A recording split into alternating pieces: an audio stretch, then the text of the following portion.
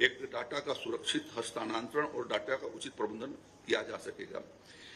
भारत सरकार के एग्रीटेक योजना के माध्यम से जो हम लोगों ने अभी डाटा इकट्ठा किए उसको एग्रीटेक कंपनियों को साझा किया जा सकेगा और किसानों के आवश्यकता अनुरूप उससे कृषि संबंधी जो सर्विसेज हो सकती हैं वो हम उनको प्रदान करेंगे।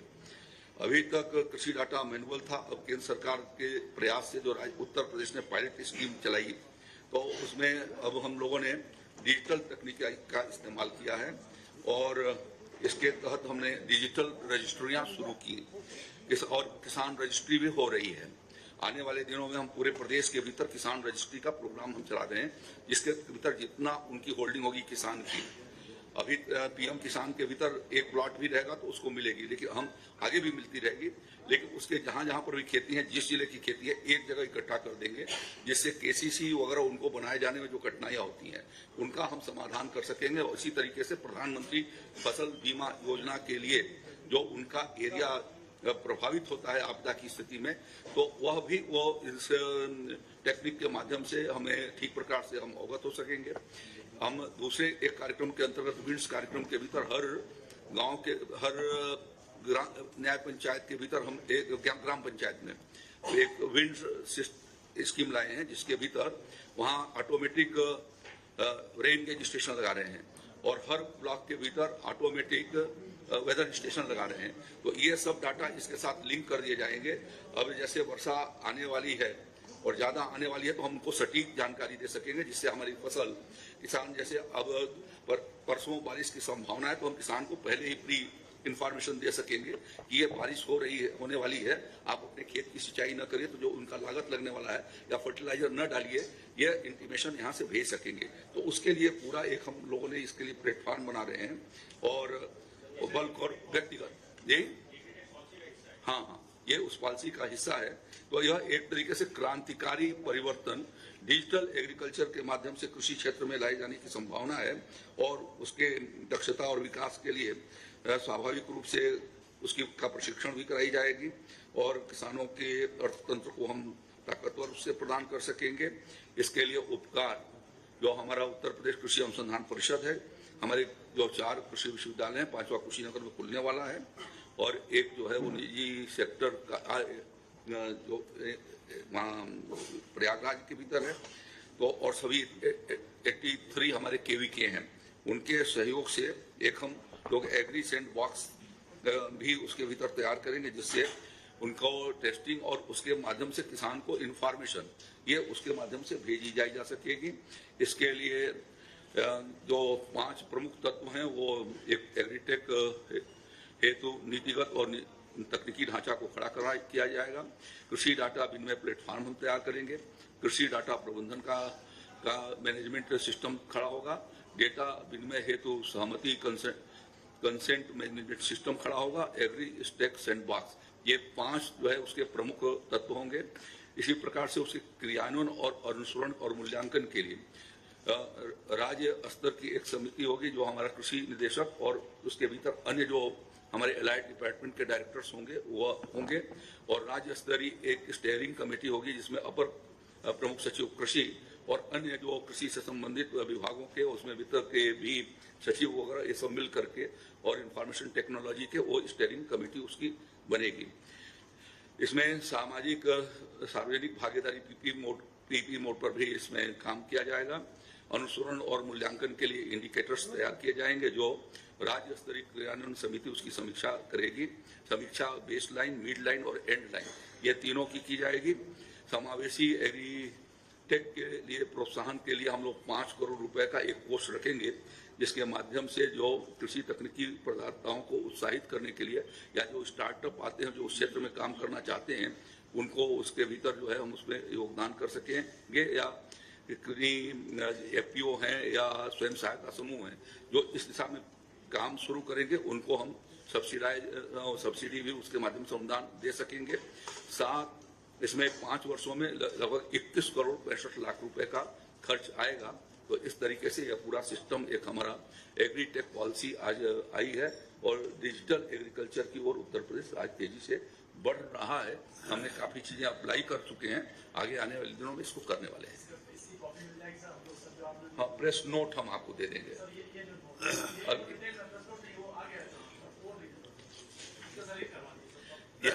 आज ही बहुत बहुत धन्यवाद आगे माननीय शाही जी, ये मैंने नोट तैयार किया था।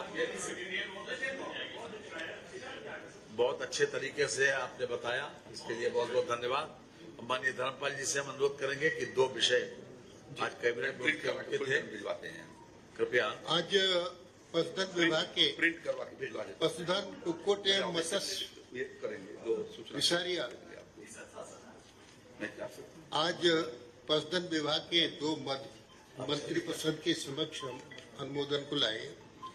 पशुधन कुक्कुट एवं मत्स्य आहार नीति व उत्तर प्रदेश चारा नीति 2024 और 2029। किसान की आय दोगुनी मात्र खेती से ही नहीं होगी, पशुपालन भी इस आय में वृद्धि करने का काम करता है, पशुपालन से होगी। उत्तर प्रदेश कृषि परिक्षेत्र विकासोन्मुख बाजारी गतिशीलता को समेटे हुए नित्य नए नए उन्नयन की संभावनाओं को मूर्त स्वरूप देने की ओर अग्रसर है। इस कार्यक्रम का उद्देश्य उत्तर प्रदेश में किसानों के लिए कुक्कुट आहार एवं मत्स्य आहार की उपलब्धता सुनिश्चित करना है, जिससे संतुलित आहार की कमी से जुड़े जोखिम को कम किया जा सके। संतुलित आहार को बढ़ावा देना, स्थानीय स्तर पर उपलब्ध घटक सामग्री के अनुपात को पुनः समायोजित करके पशुओं को संतुलित आहार खिलाने के लिए प्रोत्साहित करना, जिससे उन्हें न्यूनतम लागत पर अधिक दूध मांस उत्पादन करने के लिए पर्याप्त मात्रा में प्रोटीन, खनिज, विटामिन और ऊर्जा उपलब्ध हो सके। पशुधन कुक्कुट एवं मत्स्य आहार प्रोत्साहन रणनीतियों के माध्यम से संतुलित आहार को बढ़ावा देना, भारत पशुधन एप्लीकेशंस में अपने मवेशियों को कृत्रिम गर्भाधान पर आधारित ब्याज को पंजीकृत करने वाले किसानों को प्राथमिकता देते हुए उन्हें रियायती दरों पर खनिज मिश्रण वितरित किया जाएगा। डेयरी विकास विभाग के माध्यम से चिन्हित किए गए क्रियाशील डेयरी सहकारी समिति के सदस्यों को प्राथमिकता के आधार पर सांद्र खली मिश्रित फीड आदि आहारों के लिए वित्तीय सहायता प्रदान की जाएगी। निजी और इसमें अब निजी भागीदारी को भी सम्मिलित करने का काम कर रहे हैं। निजी भागीदारी और उद्यमता में वृद्धि करने के लिए व्यक्तियों, स्वयं सहायता समूह एवं फार्मर प्रोड्यूसर ऑर्गेनाइजेशन के माध्यम और इसी तरीके से और भी परिस्थितियों को करते हुए डेयरी सहकारी समितियों को आहार, खनिज मिश्रण उत्पादन के लिए उपकरण इत्यादि जैसे इनपुट पर पूंजी सब्सिडी ब्याज अनुदान दिया जाएगा। पशुधन कुक्कुट एवं मत्स्य आहार प्रोत्साहन कार्यक्रम से लाभ होगा, किसानों की दैनिक आय में वृद्धि होगी। सबसे खास बात, पशुओं की प्रजनन क्षमता में सुधार होगा। ब्याज के बीच की जो अवधि खाली रहती थी उसमें कमी आएगी और पशु की उत्पादकता अवधि में वृद्धि होगी। पशुधन कुक्कुट एवं मत्स्य आहार प्रोत्साहन नीति कार्यक्रम में की अवधि वर्ष 2024 और 2029 तक प्रस्तावित की गई है और 5 वर्ष के पश्चात आवश्यकता अनुसार संशोधन भी किया जा सकता है। इसी के साथ साथ अच्छी नस्ल की गायों में दूध की उत्पादकता बढ़े, इसके लिए हम चारा नीति लाए हैं। उत्तर प्रदेश में भू संपदा पशुधन संख्या प्रचुर संसाधन से युक्त प्रदेश है एवं पशुधन क्षेत्र में सर्वांगीण प्रगति कर रहा है। उत्तर प्रदेश में 20वीं पशुगणना के अनुसार देश में कुल पशुधन संख्या का लगभग 9.87% गौवंशीय, 30.4% मैंसवंशीय, 1.31% भेड़ और 9.72% बकरी, 4.41% सूकर पाए जाते हैं। उत्तर प्रदेश देश में 362 लाख मीट्रिक टन दुग्ध उत्पादन के साथ प्रथम नंबर पर उत्तर प्रदेश है। संप्रति प्रदेश उत्पादकता एवं प्रति व्यक्ति दूध उपलब्धता में राष्ट्रीय स्तर से अभी कम है। प्रदेश में उत्पादकता में कमी के कई कारण हैं, जैसे कम उत्पादकता के अवैध गौवंश का बहुतायत में होना, पशुपालकों में जागरूकता की कमी, कृत्रिम गर्भाधान आच्छादन का कम होना, पशुधन के क्षेत्र में सुलभ ऋण की उपलब्धता में कमी आदि चारे एवं उन्नत पोषण की कमी एक अत्यंत महत्वपूर्ण कारण है। प्रदेश में कुल पशुधन की आवश्यकता के अनुरूप चारे की 44.15% तथा सूखे चारे की 21.11% कमी है। वर्तमान में प्रदेश की कृषि कृषि क्षेत्रफल के 4.62% यानी 7.61 लाख हेक्टेयर भूमि पर चारा उत्पादन किया जाता है। खाद्यान्न उत्पादन एवं चारा उत्पादन में प्रतिस्पर्धा के कारण चारा आच्छादन क्षेत्रफल में निरंतर कमी आ रही है। वर्ष 2009-10 में जहां 8.48 लाख हेक्टेयर कृषि भूमि चारे से आच्छादित थी, 2009-10 में 2014-15 में घटकर 7.67 लाख हेक्टेयर भूमि पर चारा उत्पादन किया जा रहा है। वर्तमान देश के अन्य राज्यों जैसे राजस्थान, पंजाब एवं उत्तराखंड में कुल कृषि क्षेत्रफल में हरे चारे का आच्छादन क्रमशः 17.72%, 10.67% एवं 4.15% है, जबकि उत्तर प्रदेश में कुल कृषि कृत क्षेत्रफल में हरे चारे का आच्छादन 4.62% ही है। इसलिए चारे की उपलब्धता बढ़ाने के लिए हम चारा नीति लाए हैं। इससे प्रदेश में चारा उत्पादन में वृद्धि करना, प्रदेश में वर्ष पर्यंत गुणवत्तापूर्ण पौष्टिक चारा पर्याप्त मात्रा में उपलब्ध कराना, पशुओं की उत्पादकता बढ़ाकर कृषकों की आय में वृद्धि करना, प्रदेश में चारा के क्षेत्र में उद्यमता एवं क्षमता विकास करना, प्रदर्शन प्रशिक्षण जागरूकता कार्यक्रम के माध्यम से चारा फसलों के विकास एवं प्रसार में वृद्धि करना, चारे को संरक्षित कर आपदा की स्थिति में उपयोग लाने में साइलेज के रूप में भी तैयार करने के कृषक को जागरूक कर रहे हैं। साथ ही साथ ऐसे बहुत सारे कार्यक्रम हैं जिसमें संतुलित चारा हम पशुओं को उपलब्ध करा सकें। साथ ही इसमें जो चारा बोने के लिए जो जमीनें हैं उसमें उपलब्धता बढ़ाए जाने के लिए परंपरागत भूमि जैसे बंजर, परची, चरागाह, वन इत्यादि की भूमियों में चारा उगाकर चारा नीति के माध्यम से संतुलित चारा हम पशुपालकों को उपलब्ध कराएंगे। इस लक्ष्य को पूरा करने के लिए इसे हम लाए हैं। वित्तीय प्रोत्साहन के लिए आगे लाए। बहुत बहुत धन्यवाद।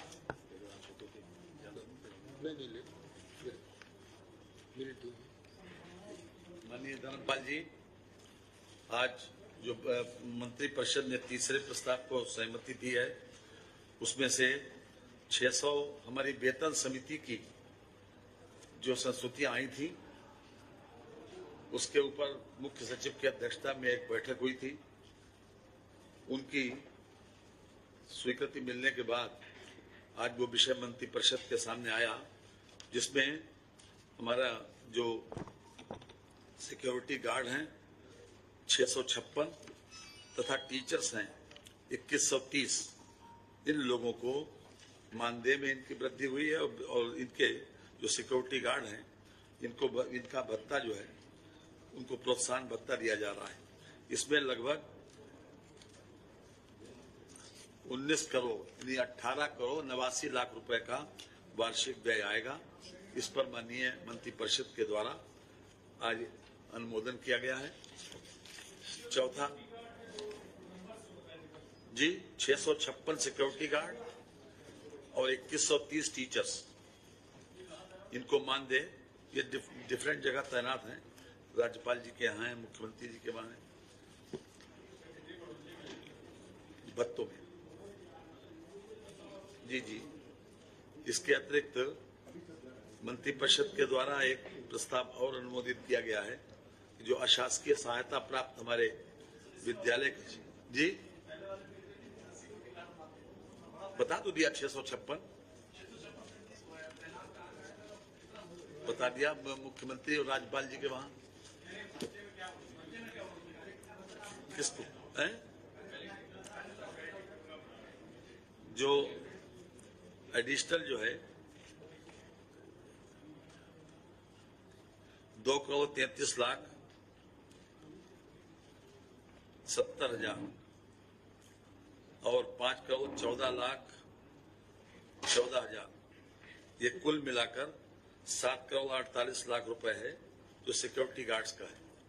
और इसके अतिरिक्त जो टीचर्स का मानदेय में वृद्धि हुई है उसमें है 11,41,00,000 रुपए।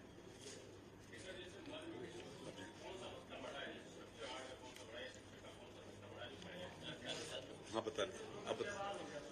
मैं बता जो सुरक्षा गार्ड हैं उनको, और ये जो श्री राज्यपाल और माननीय मुख्यमंत्री जी के साथ हैं सिक्योरिटी में, उनको पहले जो ये भत्ता मिलता था प्रोत्साहन भत्ता कहा जाता है। प्रोत्साहन भत्ता पहले अभी तक जो इनको मिल रहा था वो 12,500 है। ये होता है मतलब मूल वेतन का 50% अधिकतम होता है, तो वो 12,500 था जो अब 22,000 की लिमिट हो गई है। तो या तो मूल वेतन का 50% होगा या अधिकतम 22,000 होगा।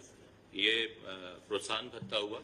जो माननीय मंत्री जी जो दूसरी बात कर रहे थे वो है व्यावसायिक शिक्षक हैं जो माध्यमिक विद्यालयों में है या जो सब्जेक्ट स्पेशलिस्ट आते हैं अलग से क्लास लेने के लिए, उनको जो अभी इंटर में पढ़ा रहे थे उनको 15,000 का था। तो उनको अभी जो प्रति व्याख्यान जो है इंटरमीडिएट पे 500 दे रहे थे हम लोग, उसको 750 कर रहे हैं। और न्यूनतम जो पहले 15,000 था वो अब 20,000 हो रहा है। जो हाई स्कूल पे था प्रति व्याख्यान 400 था, उसको 500 पे ले जा रहे हैं। और जो मासिक है वो पहले 12,000 था, उसको 15,000 पे ले जा रहे हैं। तो ये चीज। इसके अतिरिक्त जो चौथा प्रस्ताव है, अशासकीय सहायता प्राप्त माध्यमिक विद्यालयों में शिक्षकों के अत्यधिक पद रिक्त होने के कारण शिक्षण कार्य में काफी प्रभावित हो रहा था। इसलिए जो 9/11/23 द्वारा जो शासनादेश के माध्यम से सुप्रीम कोर्ट के आर्डर से जिनकी सेवाएं समाप्त की गई थी, ऐसे लगभग 2254 शिक्षक थे, जिसमें से 40 का सिलेक्शन हो गया। 2200 शिक्षकों को फिर से उन लोगों को सेवा का अवसर दिया जा रहा है। जो कक्षा 40 शिक्षकों की समायोजन हो गया, वो सिलेक्ट हो गए। बाकी शिक्षकों को 25,000 और 30,000 रुपए के मानदेय पर पुनर्नियुक्ति उनकी की जा रही है। 9-10 के लिए कक्षा 9-10 में जो पढ़ाएंगे उनके लिए 25,000 और जो कक्षा 11-12 में पढ़ाएंगे उनके लिए 30,000। जी हाँ, जी उन्हीं का। हाँ ये सर अगर आपकी अनुमति हो तो बस इतना ज्यादा हमको सारा वगैरह भी जाना है। ठीक। तो ये गोवंश वाला हो गया। इसके अतिरिक्त जो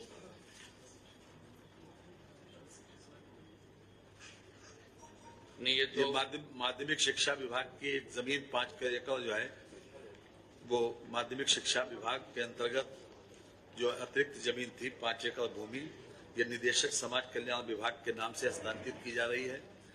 इसके ऊपर मंत्रिपरिषद की सहमति मिल गई। हमारे समाज कल्याण विभाग का एक जयप्रकाश नारायण सर्वोदय विद्यालय के निर्माण के लिए इसमें जरूरत थी। अभी तक इसके लिए जमीन नहीं मिली थी। इसमें बजट में प्राविधान 110 करोड़ रुपए का है। इस वर्ष, और उसी को निर्माण करने के लिए समाज कल्याण विभाग ने जमीन की तलाश कर रही थी। आज 5 एकड़ भूमि का हस्तांतरण निःशुल्क मंत्रिपरिषद के द्वारा सहमति प्रदान कर दी गई।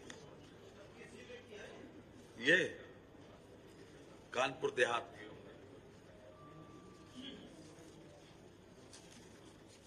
इसके अतिरिक्त एक जो 8वां है वो ड्राप हो गया, 9वां 8वां, अरे वो सीमा विस्तार का था। प्रदेश में औद्योगिक निवेश को अत्यंत अनुकूल वातावरण को बढ़ावा देने के लिए जो हमारा जो MSME है उससे और ITPO अर्थात इंडिया ट्रेड प्रमोशन ऑर्गेनाइजेशन द्वारा एक समझौता ज्ञापन होना है, उसके ऊपर माननीय मंत्रिपरिषद के द्वारा आज सहमति प्रदान कर दी गई। इसमें विशेष रूप से जो हमारा अभी तक जो हमारे MSME के लोग चाहे वन डिस्ट्रिक्ट वन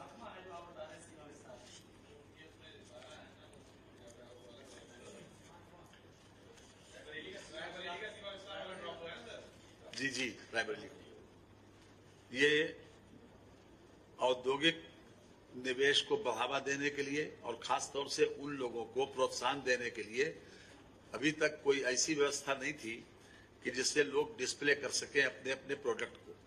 तो खास तौर से ITPO के माध्यम से एक समझौता ज्ञापन जो है वो किया जाएगा। उस पर उसके लिए जैसे जिस तरीके से भारत मंडपम बना है, इसी तरीके से लखनऊ और वाराणसी में इस प्रकार का डिस्प्ले का एक बहुत बड़ा कन्वेंशन सेंटर टाइप या बड़ा हॉल टाइप जो मल्टीपर्पज होगा और जिसमें लोग अपने अपने प्रोडक्ट का डिस्प्ले कर सकें। तो खास तौर से MSME को प्रोत्साहन देने के लिए आज मंत्रिपरिषद के द्वारा ये समझौता ज्ञापन पर सहमति मिल गई है। ये ITPO के द्वारा जो खास तौर से ट्रेड प्रमोशंस के लिए जाने जाते हैं, उससे हमारे जो उत्पादन है उसको बहुत बड़ा बूस्ट मिलेगा। 2 और हैं, एक तो गाड़ी खरीदने का है औपचारिक है, एक उसका है ध्वस्तीकरण का। तो कोई विशेष ऐसा नहीं है। मैं अपने श्री अनिल कुमार सागर जी का एक प्रस्ताव है, मैं उनसे अनुरोध करूंगा कि वो अपने इस पर अपनी बात कह दें। बाकी आप सब लोगों को धन्यवाद। मैं जी तदर्थ वाला तो पूरी बात तो बता दी, आप बता दी। Thank you. 3 गाड़ियां खरीदने के वो कोई ऐसा नहीं, एक दोस्तीकरण का है, आप बता दें। Deepak Kumar, thank you. 12:30 बजे वहां पहुंचना।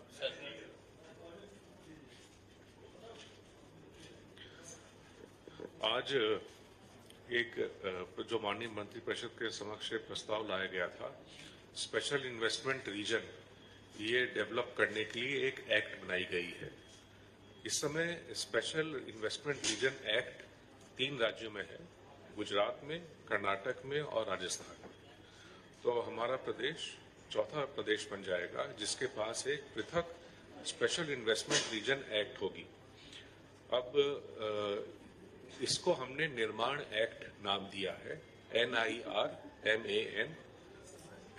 NIRMAN हो गया, nodal investment region for manufacturing act, Nirman act.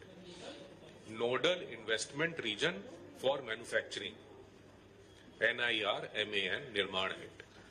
तो बेसिकली जो स्पेशल इन्वेस्टमेंट रीजन होते हैं वो बड़े इन्वेस्टमेंट रीजन्स होते हैं जहां पर एक तो क्लस्टर डेवलपमेंट होता है और दूसरा जो पावर्स स्टेट गवर्नमेंट में या बाकी डिपार्टमेंट्स में निहित होती हैं वो डिसेंट्रलाइज कर दी जाती हैं अथॉरिटी लेवल पर, ताकि 2 चीजें हो सके। एक तो जो मास्टर प्लानिंग हो वो वहीं पर मास्टर प्लान बने एक, और वहीं पर अगर उसमें चेंजेस होने हो तो वो भी हो जाए। दूसरा, जितने भी NOCs, क्लियरेंसेस जारी होते हैं जिनके लिए प्रदेश स्तर तक आना होता है, वो पावर्स भी डिसेंट्रलाइज हो जाए। सो बेसिकली जो हम एक अवधारणा रखते हैं कि ईज ऑफ डूइंग बिजनेस, तो ईज ऑफ डूइंग बिजनेस में जितना डिसेंट्रलाइजेशन होगा उतना ही अच्छी तरीके से हम लोग इन्वेस्टर्स को सर्विस डिलीवरी कर पाएंगे। यही अवधारणा बाकी जो गुजरात की एक्ट है, कर्नाटक की है, राजस्थान की एक्ट्स है, उसमें भी अवधारणा रखी गई और इसमें भी रखेंगे। बेसिकली हमारा एक्ट बनाने का मकसद ये है कि एक तो हम बड़े बड़े इन्वेस्टमेंट रीजन्स बनाएं और उनको लीगल बैकिंग प्रोवाइड करें। हम क्योंकि इन्वेस्टर्स हमारे पास आते हैं, वो यही कहते हैं कि साहब अगर इसकी लीगल बैकिंग होगी तो हमारे लिए आसान होगा। तो उसके लिए ये लीगल बैकिंग देने के लिए एक्ट बनाया गया है। जो हमारी $1 ट्रिलियन इकोनॉमी में डेलॉइट संस्था ने एक ये निकाला था कि हमें कितने लैंड की आवश्यकता होगी, तो ये निकल के आया था कि करीब 2 लाख एकड़ 2.1 लाख एकड़ जमीन की आवश्यकता होगी। तो ये स्पष्ट है कि हमें बड़े बड़े इन्वेस्टमेंट रीजन्स बनाने पड़ेंगे, तभी हम $1 ट्रिलियन इकोनॉमी का लक्ष्य हासिल कर पाएंगे। तो इसलिए ये एक तो हम बड़े रीजन्स बनाएंगे और उसी को लीगल बैकिंग देने के लिए एक्ट बनाया गया है। इस पर माननीय मंत्री परिषद this is like a land bank जो डेवलप करेंगे, उसको लीगल बैकिंग देने के लिए एक्ट बनाया गया है।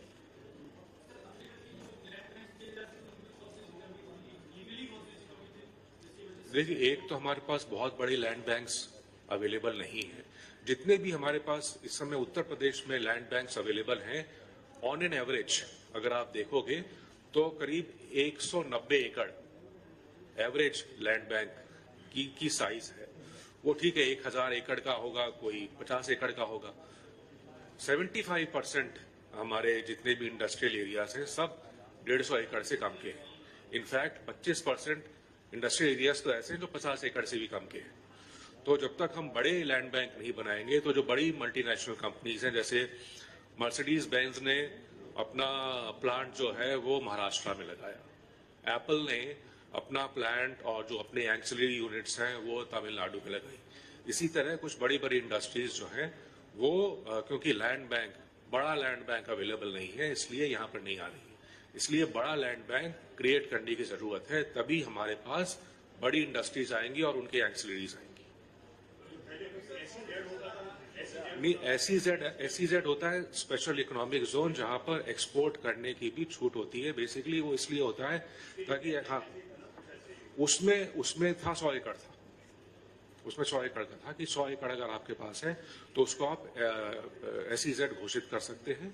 और फिर वहां पर एक कस्टम्स का अधिकारी बैठता था जो देखता था कि जो माल आ रहा है वो जीरो ड्यूटी हो, जो माल बाहर जा रहा है वो जीरो ड्यूटी हो।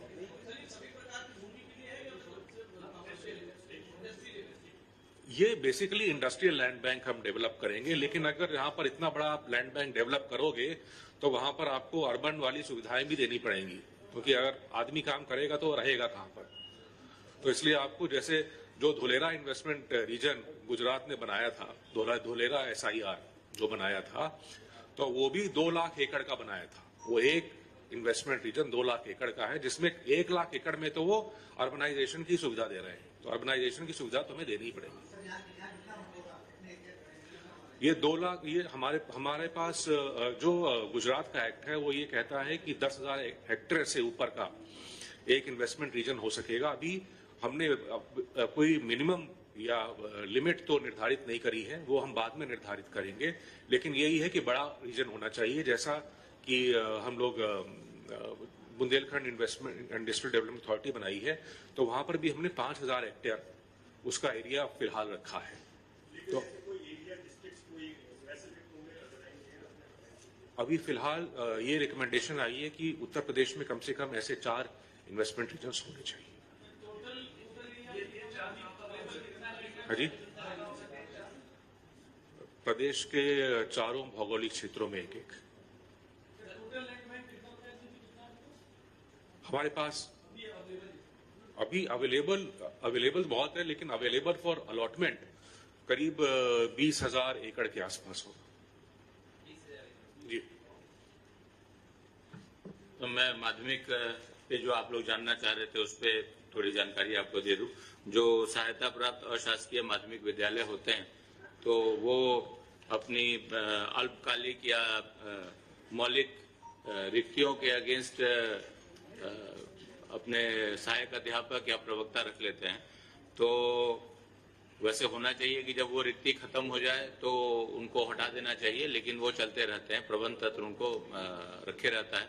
और फिर ये कालांतर में अपने रेगुलराइजेशन को लेके, स्थायीकरण को लेके माननीय न्यायालय गए और ये फिर मुकदमा ऑनरेबल सुप्रीम कोर्ट तक गया और ऑनरेबल सुप्रीम कोर्ट ने ये कहा कि ये तदर्थ नियुक्तियां जो है, एडहॉक नियुक्तियां हैं, ये गलत हैं और ये मैनेजमेंट की जिम्मेदारी है और इनका वहन स्टेट एक्सटेकर से नहीं किया जाना चाहिए और इसके बजाय, तदर्थ के बजाय रेगुलर नियुक्तियां की जानी चाहिए। रेगुलर नियुक्तियों के लिए आप अवगत हैं कि शिक्षा सेवा चयन आयोग का गठन हो गया है और वो उन्होंने काम भी शुरू कर दिया है और जो भी नियुक्तियां हैं मौलिक टाइप की, वो तो जल्दी ही भर जाएंगी। लेकिन इस बीच जब ऑनरेबल सुप्रीम कोर्ट का ये ऑर्डर आया, और 2 ऑर्डर थे, एक 20 में था और एक 21 में था। उसके बाद पिछले वर्ष 9/11/23 के आदेश से हम लोगों ने तदर्थ नियुक्तियां जो थी, जो लोग काम कर रहे थे, उनको हम लोगों ने हटा दिया था। उनके जो पुराने उस समय तक के अरियर्स थे वो हम लोगों ने भुगतान कर दिया है। कुल जो इस तरह के तदर्थ शिक्षक थे 2254, तो इनकी मांग थी और मैनेजमेंट की मांग थी कि जब तक नियुक्तियां नहीं हो जाती हैं तब तक हमारे यहाँ ये शिक्षकों को कुछ मानदेय दिया जाए। बाकी वैसे तो ऑनरेबल सुप्रीम कोर्ट ने कहा है कि ये मैनेजमेंट की जिम्मेदारी है, लेकिन बच्चों का भविष्य और इन शिक्षकों का एम्प्लॉयमेंट देखते हुए और जो मैनेजमेंट की मांग है उनको देखते हुए ये कैबिनेट नोट लाया गया है कि 25,000 और 30,000, 25,000 जो सहायक अध्यापक हैं उनको और जो प्रवक्ता है उनको 30,000 के मानदेय पे रखा जाए। अब देखिए, संतुष्टि तो नहीं देखी जा सकती। जो ऑनरेबल सुप्रीम कोर्ट का ऑर्डर है और उसके अधीन रहते हुए स्टेट ने यह निर्णय लिया है कि हम कुछ ग्रांट के रूप में मैनेजमेंट को देंगे और ये मैनेजमेंट अपने स्तर से चाहे तो ज्यादा दे सकता है, लेकिन ये जो है स्टेट की तरफ से ये सहायता रहेगी। नहीं, ये तो मैनेजमेंट को जब तक जरूरत होगी या जब तक रिटायर नहीं कर जाते हैं, 62 की उम्र होती है तो 62 तक ये काम कर सकते हैं, लेकिन मैनेजमेंट पे है, मैनेजमेंट और बच्चों की उपलब्धता देखते हुए और जब तक वो पद भर न जाए। बाकी 2 गृह के थे वो माननीय मंत्री जी ने बता दिया और रूटीन नेचर के हैं। एक बट्टे खाते में डालने का है ध्वस्तीकरण के बाद और एक 3 इलेक्ट्रिक व्हीकल्स क्रय करने का। ऑर्डिनेंस आ गए, आगे जारी हो गए। हाँ सर, 30th को ही जारी हो गए, 1st से लागू है जी। कॉपी मिल जाएगी आप। हाँ, मैं आपको दिलवा देता हूँ, मैं होम से जारी करवा दूँ, आपको दिलवा दूँ। ठीक ठीक।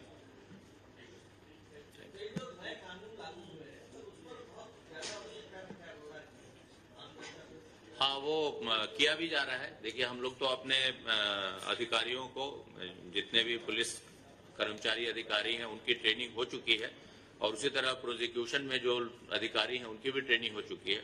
हम लोग पब्लिक अवेयरनेस के लिए भी कर रहे हैं, जैसे मजिस्ट्रेट्स हैं उनकी भी ट्रेनिंग चल रही है।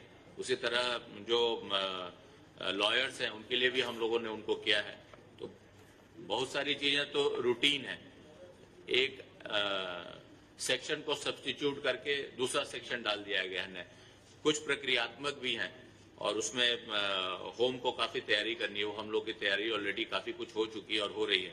बहुत कुछ तो जो सॉफ्टवेयर रिलेटेड है या जो एविडेंस के लिए ऑडियो विजुअल मीडियम को उन्होंने मान्यता दी है वो है, या वीडियो कॉन्फ्रेंसिंग के थ्रू कोर्ट्स का अपीयरेंस है, वो सब चीजें हम लोग ऑलरेडी कर रहे हैं। नए इक्विपमेंट, नए सॉफ्टवेयर वो ऑलरेडी किया जा रहा है।